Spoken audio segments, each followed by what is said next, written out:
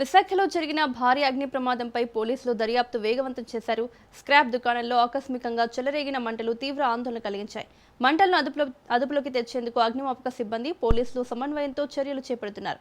ఘటనా స్థలంలో భారీగా బలగాలు మోహరించి పరిస్థితిని నియంత్రణలోకి తీసుకువచ్చారు. ఈ ఘటనకు సంబంధించిన వివరాలు, దర్యాప్తు పురోగతిపై విశాఖ 1 టౌన్ సీఐ వరప్రసాద్తో మా ప్రతినిధి Kiran face to face.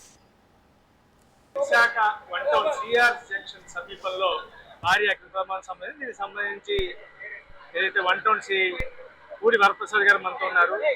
Sir, CI గారు, మీకు ఇన్ఫర్మేషన్ ఎప్పుడు వచ్చింది? యాక్చువల్లీ అరౌండ్ 1:30 అలా మాకు కాల్ వచ్చింది. దీనికి సంబంధించి ఫైర్ యాక్సిడెంట్ సంబంధించి ఇమీడియట్ గా రష్ అయ్యి సుమారుగా ఒక 10 ఫైర్ ఇంజిన్స్ తో అనమాట ఫైర్ డిపార్ట్మెంట్ వాళ్ళు కూడా ఇమీడియట్ గా రష్ అయ్యారు. At the same time port authorities నుంచి కూడాను ఫైర్ ఇంజిన్స్ తెచ్చి వాటిని అనమాట ఎంగేజ్ చేయడం జరిగింది.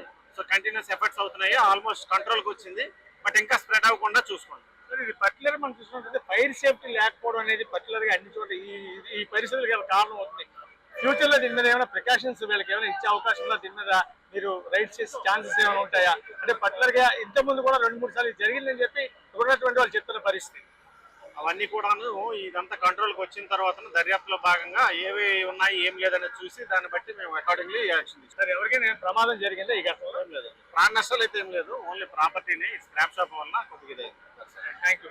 ఇది ప్రస్తుతం మనం చూసుకుంటే ఏదైతే 1 టౌన్ చెప్పిన బట్టి ఇక్కడ ఖచ్చితంగా ఆస్తి నష్టం ఏదైతే స్క్రాప్ దుకాణం కావడంతో ఈ మంటలు అదుపు చేస్తున్నాం చెప్పి పర్టికులర్ గా మనం చూసుకుంటే ఎటువంటి ప్రాణ నష్టం అయితే జరగలేదు, కేవలం ఆస్తి నష్టం జరిగిందని చెప్పి సీఎం చెప్తున్న పరిస్థితి.